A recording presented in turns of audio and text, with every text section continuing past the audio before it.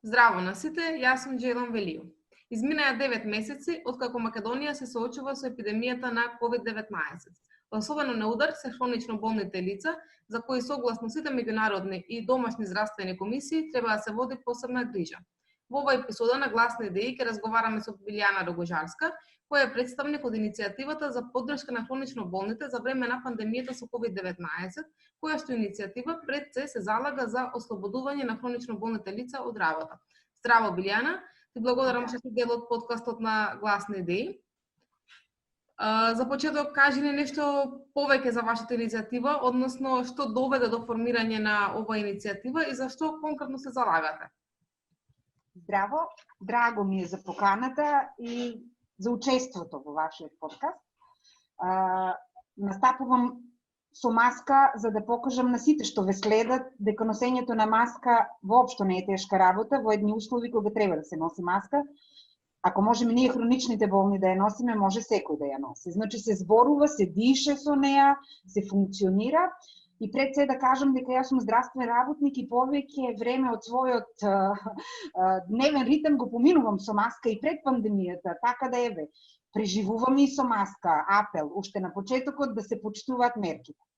Сега, бидејќи ние сме вака разделени, можам да ја тргнам маската, немам потреба од неа сама. Иницијативата потекна во септември месец, кога беше најавено дека ќе се укине мерката за ослободување на хронично болните од работни односи.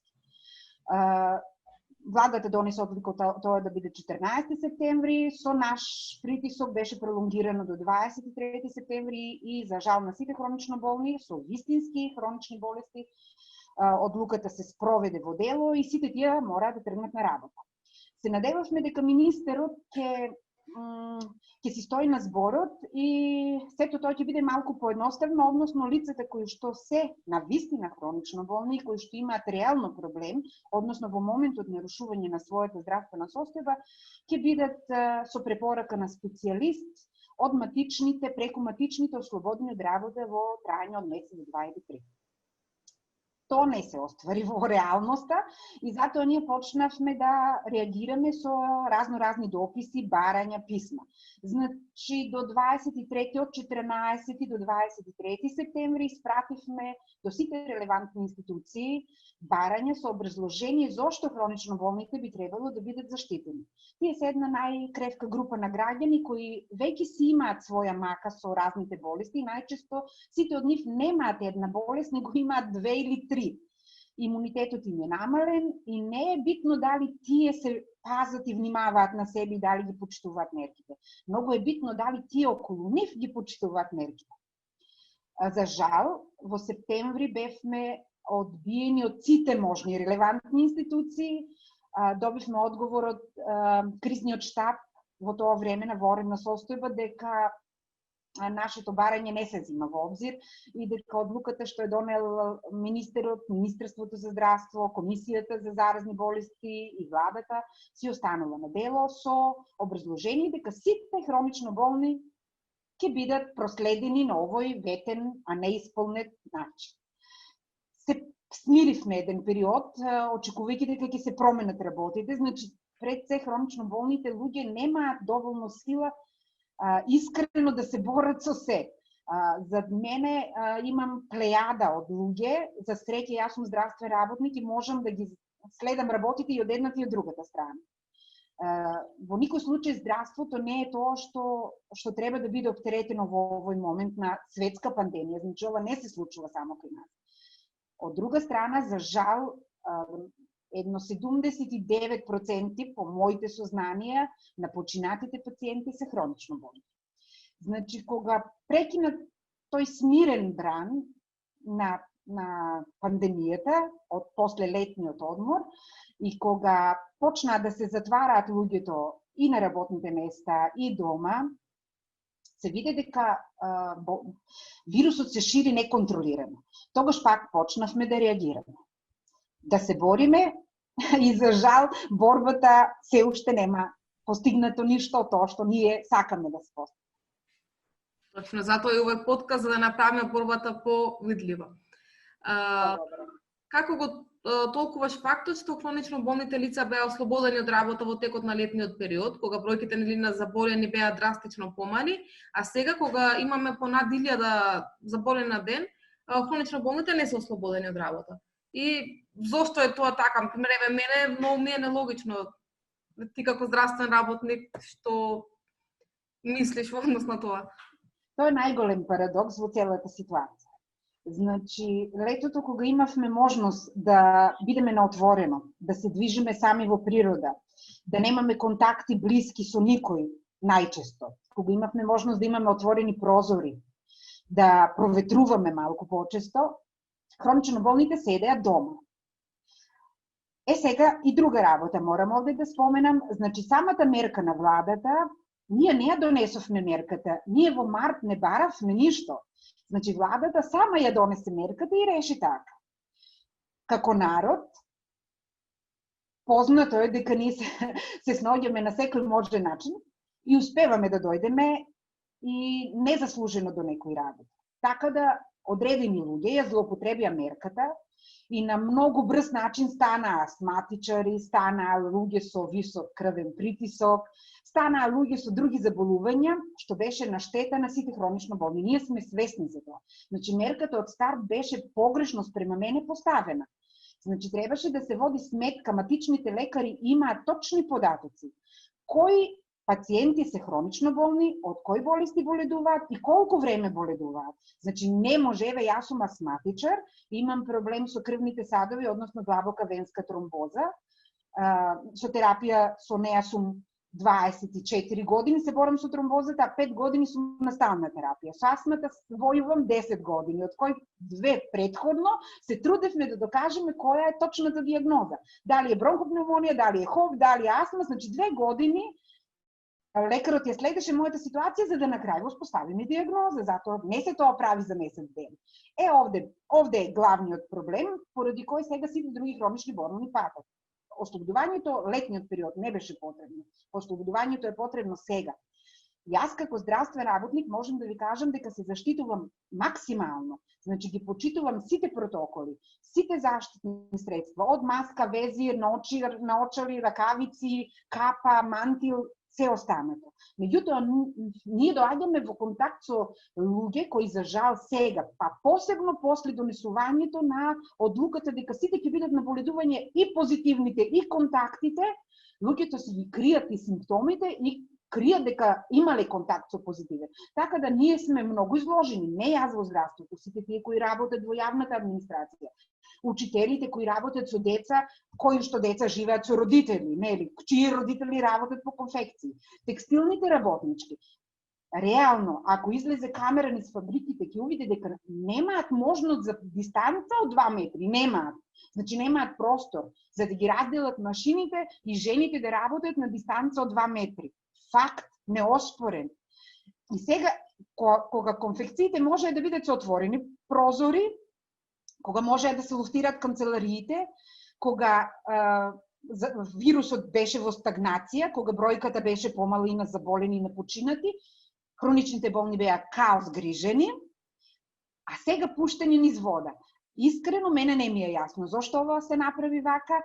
Ние имавме многу начини, многу понудени идеи, меѓутоа не знам зошто некој од надлежните нема слух за нас. Да. Добро, тоа е општа состојба во Македонија, која надлежните немаат слух за потребите на граѓаните.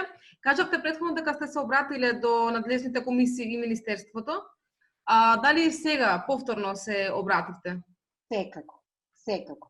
Значи, почнавме со Министерство за здравство, со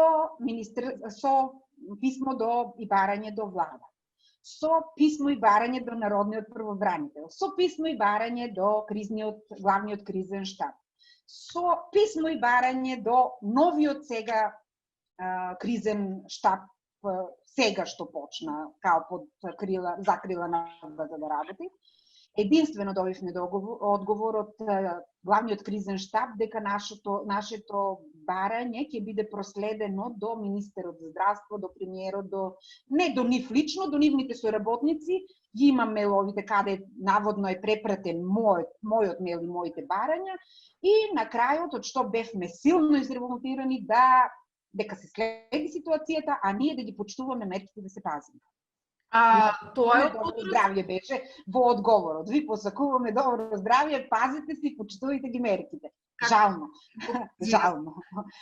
Следно што добивме одговор беше од народниот правобранител, многу благодарен барем на одговорот, и тој потенцираше дека по член тој и тој имаме право на разгледување и нивна препорака е упатена до министерот за здравство и до владата да се разгледа уште еднаш донесената одлука и да се изврши ревизија врз истата. Значи за тоа сме благодарни, а од сите други немаме одговор. Немате одговор. Ниту од министерот немате одговор, дека нели министерот се покажува како многу грижлив кон пациентите, хронично болните? За министерот секоја чест. Значи, ова иницијатива не е политички обоена. Апсолутно. Хронично болните се од различна вера, националност, родова припадност, различни сталежи, значи болеста не познава партии, не познава власт, не познава влади. Значи, секој од нас е потенцијален болен. Секоја чест за она што го прави министерот. Меѓутоа, јас можам јавно, еве сега веќе да кажам, дека бев во контакт со министерот 3 пати телефонски, 3 пати бев во иста недела од министерот убедена дека за многу кратко време ќе се преземат мерки. Од тогаш помина од последниот разговор 10 дена, јас не гледам ни м од мерки или оправдување на неговите ветувања. Мене ми е срам повеќе да се јавувам искрено. Јас сум човек кој што е од збор и ако ветам нешто, тоа го и правам. Јас сум таква. Можеби во денешно време тоа не е доблест, него е мана. Меѓутоа, јас после 3 јавувања кај министерот и лично слушање со него, јас тоа го имам зачувано. Значи, јас имам докази, не зборувам на памет. Не добив апсолутно ништо од тоа тој што го вети. Еве јавно, кој ве гледа, кој ве слуша, го повикуваме преку вас, а тоа ќе се случи и другата недела преку медиумите, министерот да најде малку време да не прими. Затоа што? Освен што стојат хронично болните позади мене, тоа е голема бројка. Јас имам и петиција од околу 3500 потписи. Значи, тоа се 3500 болни и подржувачи кои дале свој потпис за нешто. Значи, не е за подценување. Секој човечки живот е битен, па и нашите. Без разлика што сме хронично болни и што може би сме на терет на фондот на здравство. На крај тоа и си помислувам. Добро, човечкиот живот е највреден, така што не може да бидете терет, мислам. На крај секи си помислиш. Од друга страна, умираат и млади луѓе кои немале коморбидитети, односно немале хронични болести. Не можеме ни тоа да кажеме дека е точно. Младиот човек не ги приметува проблемите што ги има. Ни не знае можеби дали има болест или нема болест. Кога ќе почне викаме без коморбидитети. А можеби не е така. Значи секој од нас е во ризик. За многу такви млади што почине, потоа се дозна дека имале некои болести што ни самите не биле свесни дека ги имат. Тоа е тоа. Добро. Ево, до сегашниот разговор, јасно е дека надлежните институции се инертни нели по ова прашање, но не е јасно до какви бројки треба да се стигне на починати на заразени за да се превземе нешто. И сега јас ве прашувам што планирате понатаму да превземате и како можеме останатите да помогнеме. Еве, останатите што, пример, јас не спаѓам во таа категорија на хронични болни, но сакам да поддржам оваа иницијатива и сакам нели да успеете, бидејќи човечка должност ни да бидеме солидарни едни кон други. И за што другите граѓани можат да помогнат? Многу ви благодарам прво за поддршката, како вас има многу такви луѓе кои што или имаат некој хроничен болен или сочувствуваат со нас. Јас имам контакт скоро со сите членови, дел од нив воопшто не се во состојба нити да зборуваат, нити да се борат. Значи, им треба некој што ќе зборува за нив. За среќа, јас сум борец многу години наназад и додека дишам, ќе се борам за она што мислам дека е исправно. Во моментот, плановите се да се препратат пак барањата до министерот за здравство, до премиерот, до владата, званично пак уште еднаш, да се активираат новинарите, затоа што свативме сите дека единствено со притисок од медиумите, од новинарската фела, нешто во оваа држава може да успее. И друго сакам да ви кажам, значи не само ние не бараме ослободување од работа со 100% платено отсуство. Тоа да им е јасно на сите. Значи ако биде тоа така, пак ќе биде злоупотребено од некои кои тоа претходно и го злоупотребија. Значи, ние само бараме оние што можат да работат од дома и да земаат 100% плата. Оние што не можат да работат од дома, се не такви работни позиции каде што не е возможно, еве мојата работа не е возможно од дома. Јас морам да бидам на работното место. Таа што работи на машина не може од дома да работи, мора да биде физички таму присутна. Го молиме министерот, владата, премиерот, сите да најдат еден модус. Значи ние разгледавме во земјите околу нас, хронично болните се заштитени со боледување од 80-90%, значи не земаат цела плата и ние не се буниме за тоа. Значи јас во своје име можам да кажам дека ќе седам и за минималец дома, меѓутоа не можам тоа да го кажам во името на сите хронично болни, затоа што мојата економска ситуација е таква каква што е, јас можеби можам да издржам. Меѓутоа има луѓе што се со една плата, каде што работи хронично болниот, другиот не работи, тие не можат да седат дома на минималец. Ама мораат да бидат згрижени затоа што имаат фамилии, затоа што од таа плата тие живеат. Ако тој човек исчезне и го снема, значи таа фамилија ќе нема ни таа плата. За жал. Ме прашавте за бројките. Вчера имавме 41 починат. Од тие мислам дека над 10 беа на возраст измеѓу 40 и 60 години. Значи тоа се луѓе работоспособни. Тие луѓе можат се уште да работат и да бидат корисни за општеството. Пандемијата ќе помине. Човечките животи не се враќаат. Целата оваа работа мене ми стои дека се направи за економски профит на одредени фирми. Мене така ми стои, на крај, кога ќе собереме се. И така е. Ако луѓето се разболуваат, умираат, остануваат на боледување по 21 ден затоа што се позитивни, па некои од нив што се 21 ден дома не можат се уште не можат да се вратат на работа затоа што нивните хронични болести се искомплицирали, тие тешко излегуваат од кризата, за жал и умираат. Јас имам и се уште не можам да се помирам со пријателка многу блиска која си почина за 3 дена. Значи, немаше нарушување на својата состојба, не можеше да добие од специјалист препорака за боледување, затоа што нејзината хронична болест беше контролирана со лекови. Дојде во контакт со вирусот и вирусот си ја зеде. Жената имаше 50 години. Значи, секоја чест на младите, иднината е во младоста. Тоа да, точно, во децата, во младината, учете и одете напред. Меѓутоа и ние, што сме средовечни и се уште работно способни, се уште можеме да допринесеме и да направиме нешто и за нашата земја, и за нашата фамилија, и сами за себе. Значи, ако сме болни, не значи дека не сме способни. Тоа е тоа. А прашањето беше како да помогнете само со притисок. Друго не ни останува. Значи, со притисок цел може, каде што може да се притиска и вака преку социјалните мрежи и преку медиумите, белки некој ќе ги слушне новинарите, што не слуша нас. Апсолутно да. Затоа мислам и како редакција на Гласни идеи одлучивме да обрнеме внимание на оваа тема, затоа што тотално сте во право и човечкиот живот е најбитен, достоинствениот човечки живот. Тоа што го кажувавте. Ако нема нешто што да додадете. Јас многу ви благодарам. Мислам дека кажав и опфатив се. Ако нешто заборавив, простете и вие и оние што ве гледаат, што ве следат.